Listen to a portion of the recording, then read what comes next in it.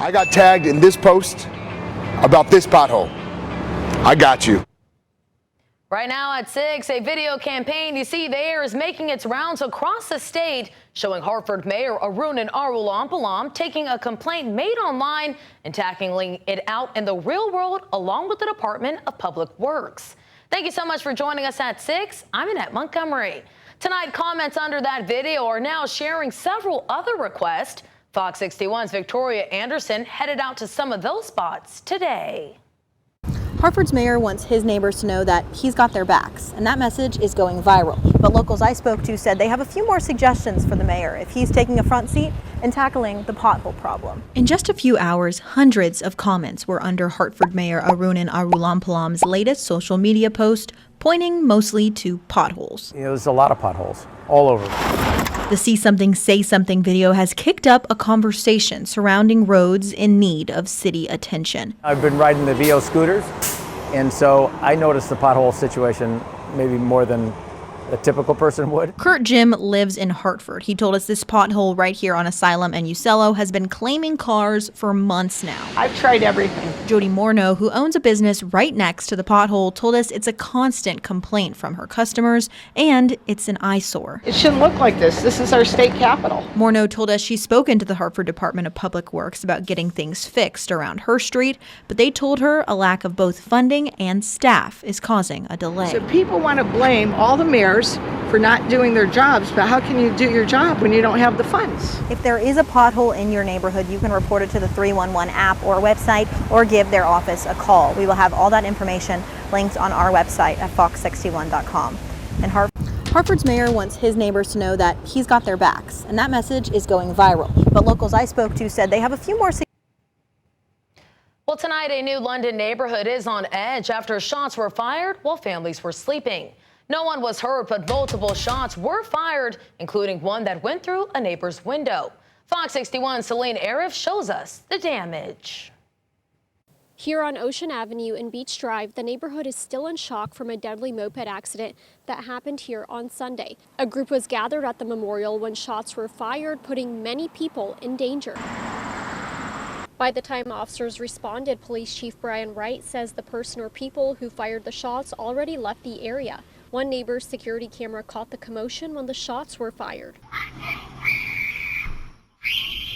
I heard what I thought was fireworks or maybe gunshots. So I left the bedroom and went upstairs to see if I could peer out the window to what was happening as I was calling 911. Jules Finch lives on the street and says she didn't realize what happened right away. After police got there, she went outside and realized her home was shot multiple times. There were 2 holes in my fence, and one of the bullets had gone through the window.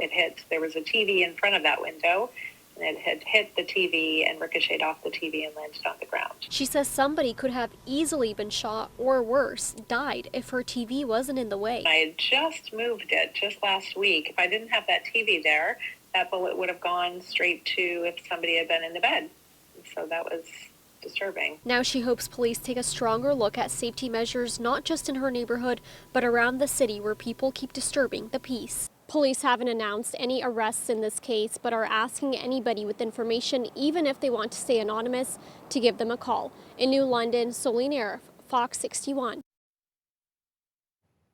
And now at 6:03, let's get a check on the weather with meteorologist Sam Sampiri, who is currently tracking scattered storms across the state and joins us with the latest. Sam. That's right, Annette, and most of it is confined now to southern and southeastern Connecticut here. And so far, I haven't seen much in the way of lightning strikes, maybe 1 or 2. But zooming in down here in the southern part of the state here, southeastern Connecticut, basically Haddam, East Haddam through Montville, Quaker Hill.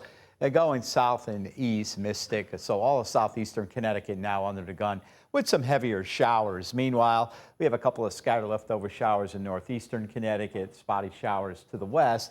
And right here, this is the last cluster, just about ready to hit Albany. If this holds together, it'll get down in here sometime after around 7 or 8 o'clock. Meanwhile, as we put things in perspective, you see we have clear skies in the next couple of hours. Look at the dark sky here, looking northeast in Hartford, 77 degrees. Did have a light shower.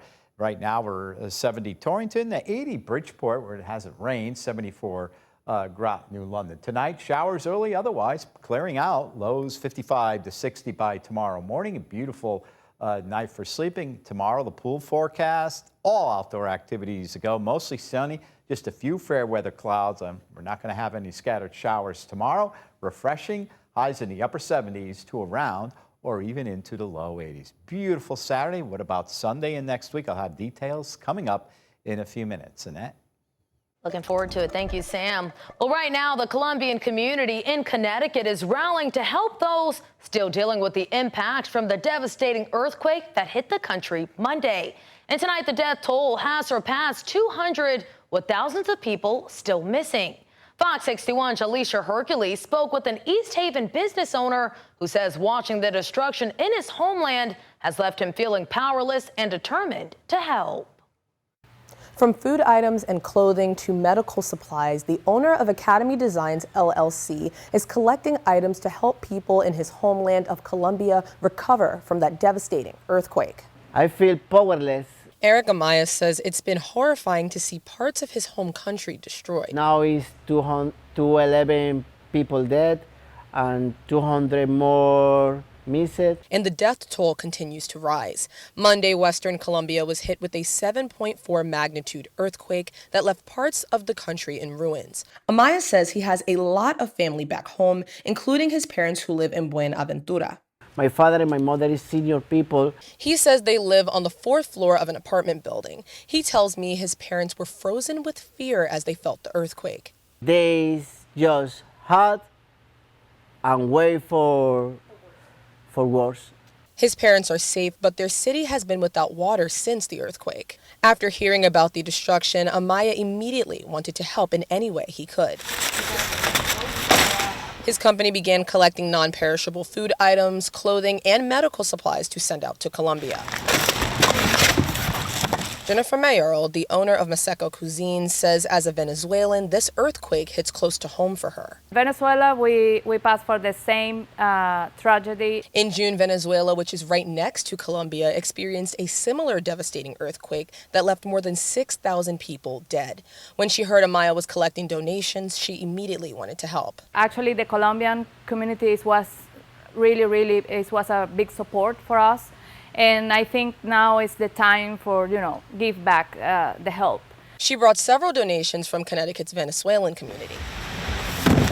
Now more than ever, she says it's important to come together to help those in need. Venezuela and Colombia, we are brothers and sisters, I think. And in this moment, I think we need a lot of support for everybody. Amaya says they will be sending their first shipment out to Colombia Saturday. He says he will continue collecting items to ship to the country as they work to rebuild and recover. In East Haven, Alicia Hercules, Fox 61. Today, Luigi Mangione pleaded guilty to stalking charges in a Manhattan federal courtroom. It comes as he faces federal and state charges in connection with the killing of United CEO Brian Thompson. Brian Yennis shows us what happened in court. Luigi Mangione, guilty. That was the plea Friday in Manhattan federal court. The 28-year-old admitting to the judge he killed United Healthcare CEO Brian Thompson. No grievance, political belief, or ideological cause can ever justify murder. Mangione told the court he emailed the company's leadership posing as an investor to find out Thompson's location, confessing, quote, before traveling to New York, I used a 3D printer to make part of a gun. On the morning of December 4th, 2024, I shot Mr. Thompson in Manhattan and he died. I knew what I was doing was illegal. Prosecutors say the admission did not come about as part of any kind of deal. There are no accommodations or concessions, and we are free to seek the maximum penalty under the law. The plea brings an end to Mangione's federal case. He was charged with interstate stalking. Things could now get messy, though, in his state murder trial that was set to begin next month. Mangione's lawyers have already filed a motion to dismiss the case, arguing double jeopardy laws preclude New York from prosecuting him again. Mr. Mangione has accepted full responsibility for the death of Brian Thompson. It was a single tragic event, yet he's being prosecuted twice for the same conduct. The Manhattan District Attorney's Office says it will fight to keep its state case alive. The state charges murder too. That's the top charge. Obviously, that is a crime of violence. So you right there already have a distinction that the state is almost certainly going to go at to try to distinguish their charges from the federal charges. Mangione is set to be sentenced on December 18th. He faces up to life in prison. In New York, Brian Yennis, Fox 61. A Bridgeport firefighter is off the job today after a domestic violence arrest. City officials confirmed Quentin Ramos is out on paid administrative leave pending an internal investigation. State judicial records show Ramos faces multiple charges, and those charges include risk of injury to a child, disorderly conduct, criminal mischief, and reckless endangerment. Of course, we'll continue to update you as we learn more. Well, over in Torrington, a 73-year-old man is dead after being hit by a car last night. Police say it happened just after 9:30 p.m. on East Main Street. Joel Layden from New York was pronounced dead on the scene. Officers say the driver involved stayed on scene and is cooperating with police. If you have any information that can help with the investigation, please call Torrington Police. And a Norwalk man was in court today following a lengthy sexual assault investigation. Officers began investigating allegations of sexual assault involving a juvenile back on October 12th of last year. And detectives eventually obtained an arrest warrant for 22-year-old Henry Anthony Tamal. Following the warrant, investigators learned Tamal had left Connecticut. With help from U.S. Marshal Service, he was arrested in Nashville, Tennessee on July 29th of this year and returned to Connecticut today.